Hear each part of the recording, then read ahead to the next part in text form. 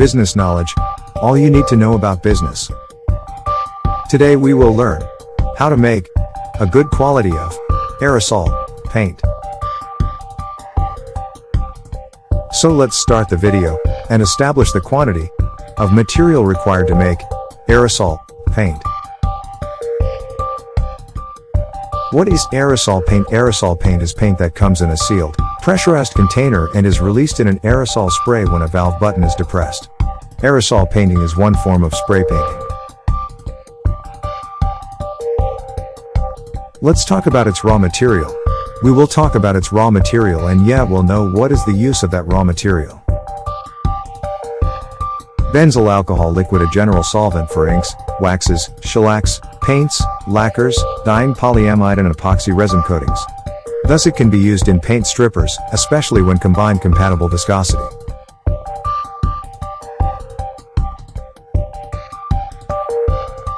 Solve SO200. The production of some raw materials or intermediate products used as the main raw material. Naphtha, aromatic solvents in the agricultural field, to fungicidal, insecticide and herbicide generated against pesticides used as solute. Paraffin wax are used as additives in the production of printing ink and varnishes to improve the resistance of the products to friction or scratching or to achieve a certain appearance and to act as a barrier.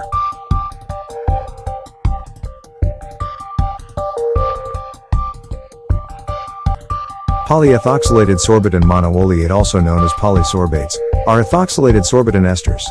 They are non-ionic hydrophilic surfactants that are commonly used as oil and water, OW, emulsifier.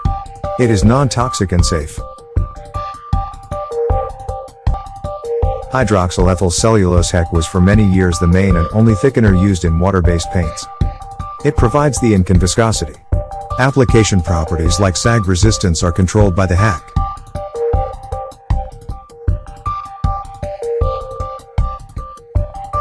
Propylene glycol, it improves the properties of paints by having its properties completely dissolved in water, because its low evaporation increases the time intervals of using the brush for use in the paints.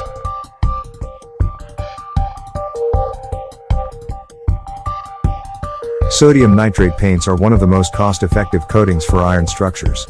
Nitrites such as sodium nitrite are widely used to inhibit corrosion in water systems such as boilers, and they have been tried as rust inhibitors for paints.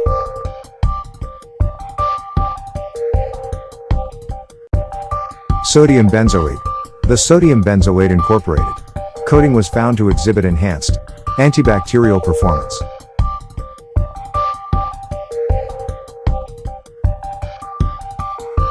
Morpholine is used as a separating agent for volatile amines, an intermediate for textile lubricants and the synthesis of rubber accelerators and pharmaceuticals.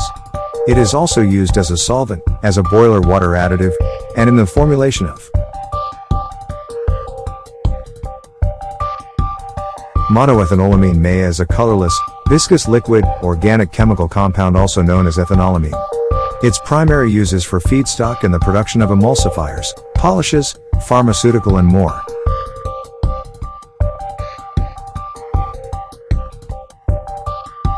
Triethanolamine, triethanolamine is used as an emulsifier in non-ionic detergents, and as a solvent in dry cleaning. It dissolves dried paint films, fats, casein, shellac, and wax.